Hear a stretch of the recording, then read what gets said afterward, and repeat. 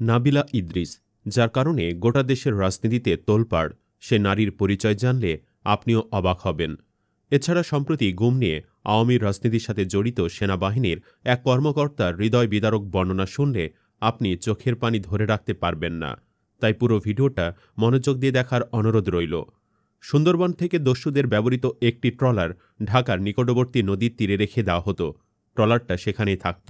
গুম করা মানুষদের এখানেই আনা হতো। রাতের অন্ধকারে ট্রলার নদীর বুক চিরে এগুত। নদীর নিস্তব্ধতা ভাঙত সেই আওয়াজে। তখনই পার্সেল বা প্যাকেট তারা যে নামই বলুক তাকে প্রস্তুত করা হতো। ব্যক্তির পায়ের সাথে সিমেন্টের ব্যাগ বেঁধে দেওয়া হতো। সিমেন্টের ব্যাগ দুটো সহ তাকে ট্রলারটির কিনারে দাঁড় করিয়ে বা বসিয়ে রাখা হতো। অফিসাররা নির্দেশ দিতেন অথবা নিজেরাই কাজ করতেন। নলের সামনে বালিশ দিয়ে মাথায় 1 বা 2 রাউন্ড গুলি। ঠিক এর কয়েক সেকেন্ডের মধ্যেই কেউ ধারালো ছুরি দিয়ে পেটটা কেটে চিরে দিত। তারপর পায়ের সাথে বেঁধে রাখা সিমেন্টের ব্যাগ নিয়ে তাকে পানিতে ছেড়ে দেওয়া হতো। মাথায় গুলি, পেট কাটা, পায়ে বাঁধা সিমেন্টের ব্যাগ।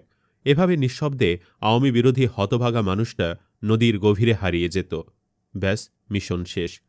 এভাবেই গুমের একটা সাবজেক্ট শেষ করতেন খুনি জিয়াউল আহসান এবং তার টিম। এটা একটা সংস্কৃতি ছিল। জিয়াউল একাই মেরেছেন হাজারখানেক আওয়ামী বিরোধী নেতাকর্মীদের। কিন্তু পুরো প্রক্রিয়াতে ছিল চাকরি করা আরও অনেকেই। এরা কি শুধু চাকরির জন্যই এগুলো করেছে? এটা কি ডিফেন্স অফিসারদের কাজ ছিল? গুমের শেষ পরিণতির এমন নৃশংস কাহিনী আপনাদের মনটাকে হয়তো নাড়া দিয়েছে। রক্তখেকো হাসিনা এবং তার বাহিনী কতটাই না উন্মাদ ছিল। তবে সবকিছুর একটা শেষ আছে। সেই শেষটা যেন হতে যাচ্ছে একটা রহস্যময় নারীর হাত ধরে, যে নারী গুমের সাথে জড়িত অফিসারদের আতঙ্কের নাম।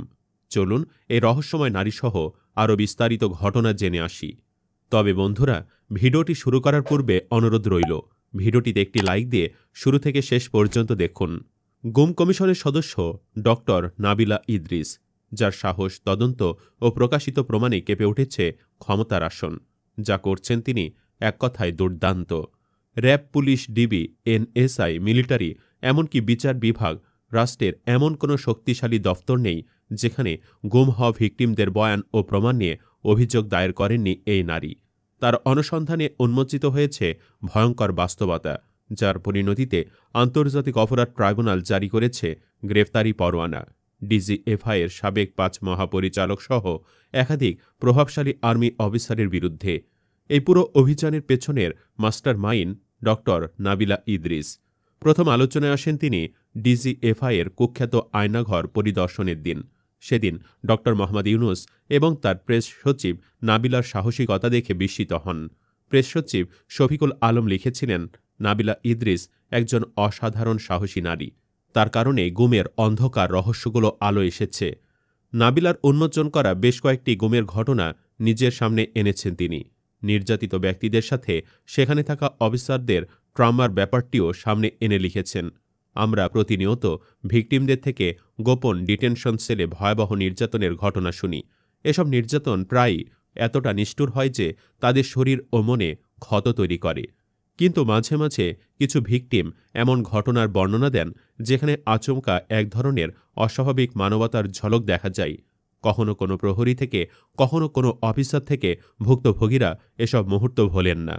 নাবিলা বলেন, একজন তরুণ ছাত্র যিনি টর্চারের কারণে আজ স্থায়ীভাবে অসুস্থ আমাকে বলেছিলেন যে টর্চারিং অফিসার মারতে মারতে 2টো লাঠি ভেঙে ফেলে, পরবর্তীতে তৃতীয়টি দিয়ে টর্চার চালিয়ে যায়। নির্যাতন এতটাই নৃশংস ছিল যে সেই ঘরে থাকা 2 নারী অফিসার কান্নায় ভেঙে পড়ে ঘর থেকে চলে যান। যদিও তিনি অর্ধচেতন ছিলেন, সেই দুজনের কান্নার দৃশ্যটি তবু তার মনে গেঁথে আছে। আরেকজন বন্দী আমাকে বলেছিলেন, এক রাতে তিনি তাহাজ্জুদ পড়ছিলেন।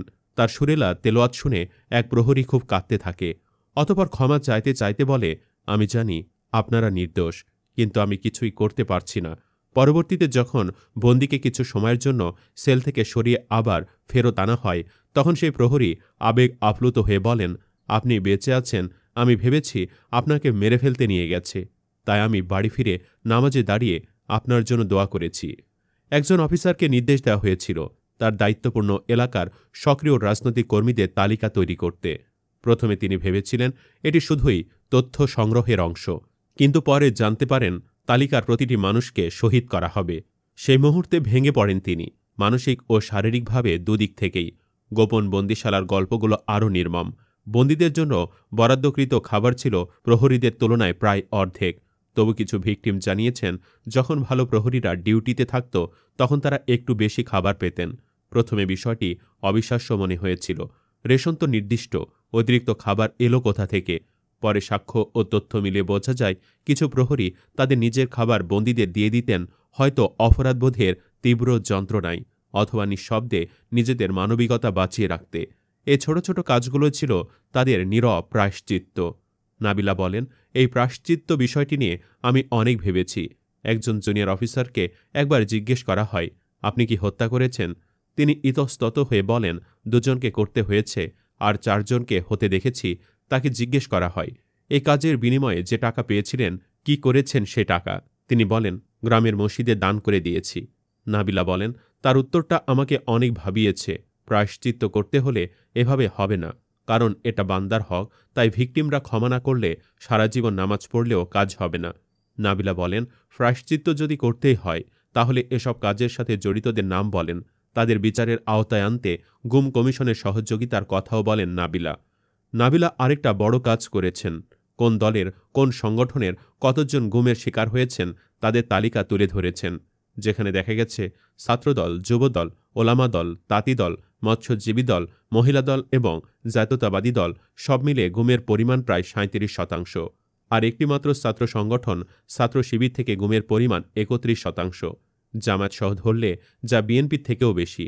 অথচ বিএনপি ছাত্রদল বলে বেড়ায় শিবির নাকি গুপ্ত সংগঠন, যার কারণে শেখ হাসিনার আমলে হওয়া গুমের মতো একটা রহস্যময় ঘটনা ফাঁস করেছে সেই নাবিলা ইদ্রিস আসলে কে, কী বা তার পরিচয়। 2024 সালের 8 আগস্ট ড.